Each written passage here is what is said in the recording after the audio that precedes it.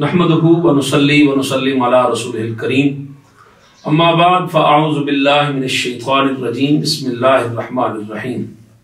قال اللہ تبارک و تعالی فی الکلام المجید والفرقان الحمید ثانی اثنین اذ ہما فی الغار اذ یقول لصاحبہ لا تحزن ان اللہ معنا سبحان اللہ صدق اللہ العظیم۔ اللہ تبارک و تعالی نے قرآن مجید فرقان حمید میں جناب سیدنا ابوبکر صدیق رضی اللہ تعالیٰ عنہ کی جو عزت عظمت شان مقام بیان فرمایا، کائنات میں کوئی بھی انسان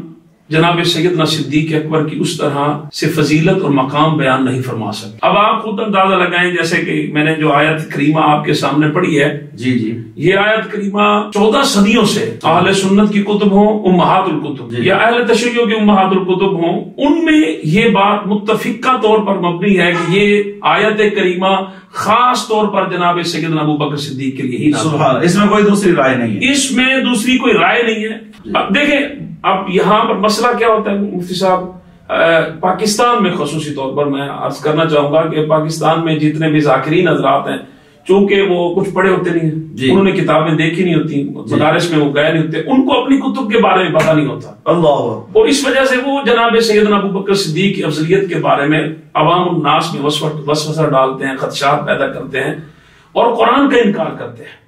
جناب سیدنا ابوبکر صدیق کی فضیلت کا انکار، ان کی افضلیت کا انکار حقیقت میں قرآن کا انکار ہے۔ اللہ اکبر۔ جتنے بھی اصحاب رسول ہیں ان سب کی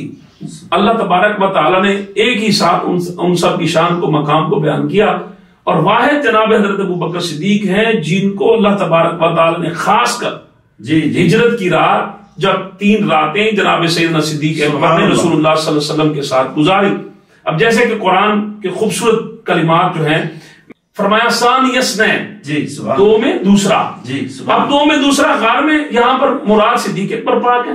تو اللہ تبارک و تعالی نے ڈائریکٹ جس ذات سے انبیاء کے بعد خطاب فرمایا اصحاب میں سے، وہ صدیق اکبر پاک کی ذات ہے، سبحان اللہ۔ اور پھر اذ ہما، سبحان اللہ، یہ آپ کو پتہ ہے ہوا ہما ہم، یہاں پر بھی تسنیہ کا یہ اللہ تبارک و تعالی نے صیغہ استعمال کیا، تو اب ہما سے مراد بھی صدیق اکبر پاک ہے، سبحان اللہ۔ اب جو میرا اوپینین ہے انشاءاللہ، وہ اور یہ جو عوام الناس اور ہم اہل سنت، ان کے تو دل باغ باغ ہو جائیں گے اس بات کو سن کر۔ دیکھیں، آپ مجھے کہیں کہ شاہ صاحب میں آپ کے ساتھ ہوں، ٹھیک ہے، جب تک آپ حیات ہیں آپ میرے ساتھ ہیں، میں آپ کو کہتا ہوں میں آپ کے ساتھ ہوں، میں جب تک حیات ہوں میں آپ کے ساتھ ہوں، ٹھیک ہے۔ اب جو جناب سیدنا صدیق اکبر کی فضیلت اور افضلیت خاص طور پر اس آیت سے ثابت ہوتی ہے، وہ یہ دیکھنے کی ہے کہ اب غار میں جناب سیدنا صدیق اکبر پاک پریشان ہوئے، تھوڑے سے ان کو دکھ ہوا، پریشان ہوئے۔ کیوں پریشان ہوئے؟ کہ وہ کفار جو ہے وہ غار کے دہانے پر پہنچ چکے تھے اور ان کی جوتیاں اور ان کے پاؤں نظر آ رہے تھے، بالکل صدیق اکبر پاک پریشان ہو گئے۔